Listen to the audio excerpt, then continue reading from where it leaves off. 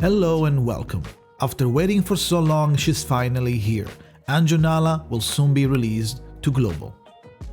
But before she arrives, we should prepare and know how to handle her. Welcome to her build guide.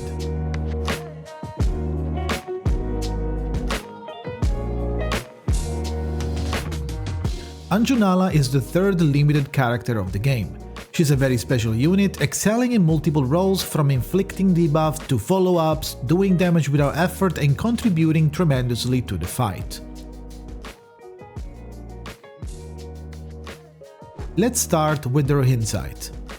Since she's a limited unit, her Insight is very unique and first of its kind.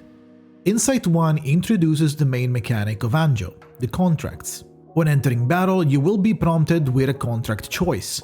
Whoever you decide will enter the contract with Anjo for the whole fight, and depending on the contract of Flatus, both her and the contracted ally will receive permanent bonuses. If the ally is Spirit or Intellect, the bonus will be 4% attack and max HP increase. If the ally is Beast or Plant, the bonus will be 8% crit damage and reality defense. If the ally is Mineral or Star, the bonus will be 8% crit rate and mental defense. For the sake of brevity, I will refer to these three options later as first, second or third type, from top to bottom, accompanied by their afflatus icons for better understanding. As we saw, making a contract offers different bonuses, but it comes with a catch. The ally bound by it will not be able to obtain nor use the ultimate. Its Moxie gain will also be hijacked and gained by Anjo instead. This might sound like a downside, and for some specific character it is, but overall is a pretty interesting mechanic that we can learn to use at our own advantage. We'll talk more about this in the team building section later. Insight 2 increases crit damage by 15%, and Insight 3 expands on the contract mechanic, adding more effects. Now, when a bound ally manually casts an incantation, if Anjo is in the him status, its duration will be decreased by 1 and an additional effect will trigger depending on the contract of Flatus. If it's the first type, Anjo will launch a rank 1 Feast of Lust as a follow-up attack on the enemy with the lowest HP. If it's the second type, Anjo will gain 1 additional Moxie. And if it's the third type, Anjo will cast 1 instance of Angel's Temptation, with a maximum cap of 2 times per round. We just mentioned a couple new names in Insight 3 that we don't know yet, so let's go ahead and check her kit to learn more about it. Anjo's first skill is called Feast of Lust.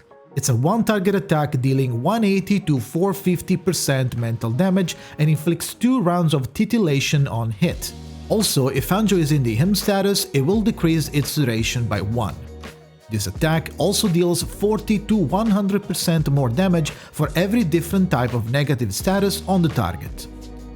Titillation is a special debuff. It's a minus 10% damage dealt weakness type that can stack up to 3 times.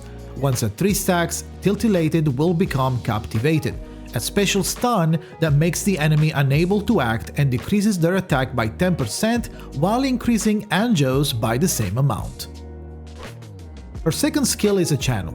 It's called Twin Phantom and when cast will put Anjo in an him state for 7 rounds. If she's already in the state when casting a channel, then the duration will be decreased by 1 if rank 1 up to 3 if rank 3. When this countdown ends, she will cast Angel Temptation.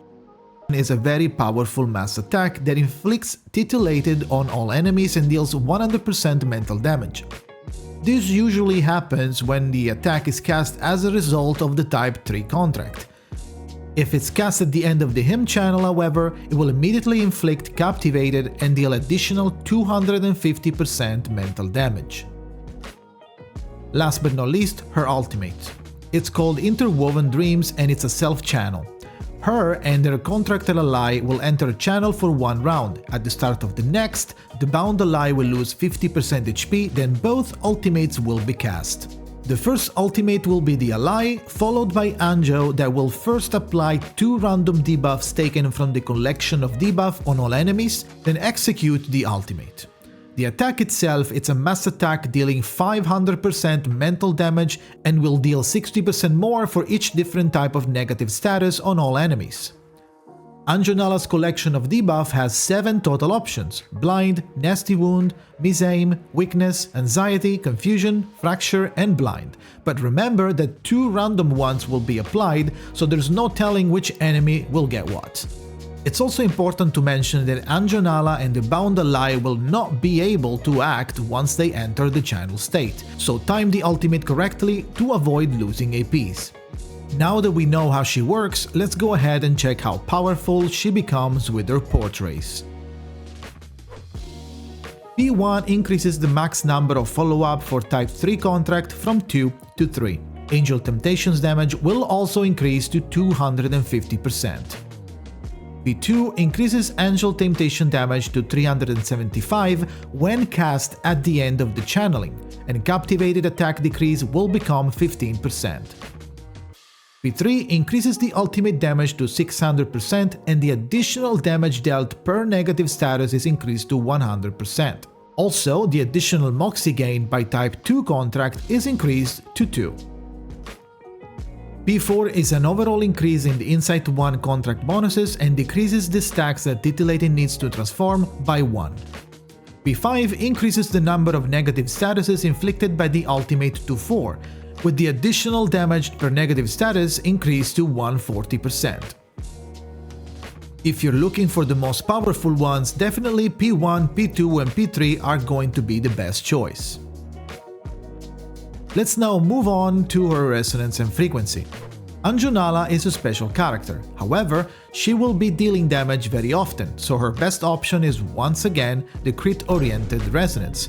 However, for the frequency choice, you might want to pick up Elucidation if you plan to use Type 2 contract, or stick to Genuinity if Type 1 or 3.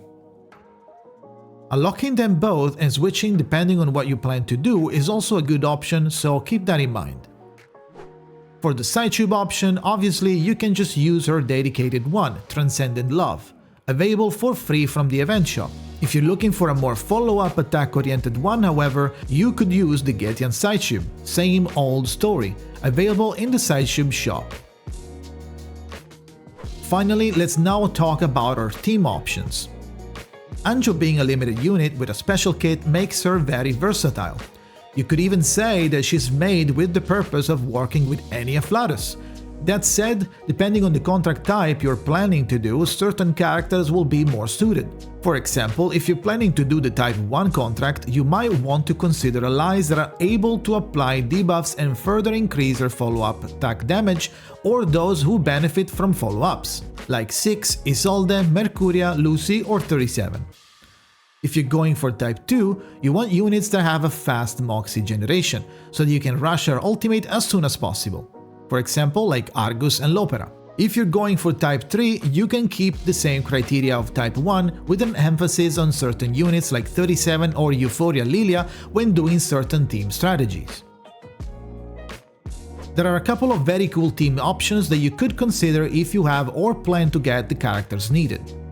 The Lucy team, for example, it's a steamroller team, able to auto everything with ease, and it also fixes the P0 Mercuria problem. It's composed by Lucy, Mercuria, Anjo and Vila. Anjo connects with Mercuria and goes into him, and Mercuria focuses on casting her cards, triggering Anjo's follow-ups. This will fix the high amount of actions required to keep up her cosmic energy, while also making sure Anjo finishes her hymn quickly. Another interesting team would be the follow-up team made by Anjo, Flutterpage, Fatutu and 37. Flutterpage and Fatutu are core follow-up units and will be released in patch 2.3 and 2.4, but it's definitely a team to keep an eye on. The concept is to connect Anjo to 37 and focus on doing as many incantations as possible with both her and 37, to trigger the extra Angel Temptation, Hymn Countdown and debuff application from Feast of Lust. 37 will also at the same time gain Eureka. This will also contribute in generating Gust for Flutterpage, which will help her reach higher bonus thresholds. Finally, another team worth mentioning is the Ultimate Spam team. It's composed by Anjo, Mercuria, Argus, and Lopera, and its concept is to focus on amplifying Anjo's damage while having everyone's ultimate up as much as you can. Connecting her to Mercuria will secure both Cosmic Energy uptime, plenty of follow-ups, fast him countdown, and Moxie generation. At the same time, Argus and Lopera with their fast Moxie generation will provide almost permanent debuffs, bullet buffs, and healing. That said, she is made to work with almost everyone, so I think the best way for you to play her is to find a gameplay you would like her to focus on and double down on it. Overall, Anjo Nala is one of the most versatile and powerful units of all the limited we've got so far. And even if new units are eventually going to come out, securing at least one copy will only bring huge value to your roster, both now and in the future. That's it for today's guide. If you have any question, feel free to leave a comment below, join my Discord linked in description, or come ask me live on twitch.tv/Jakazin. Thank you for watching, good luck on your pulls, and see you next time.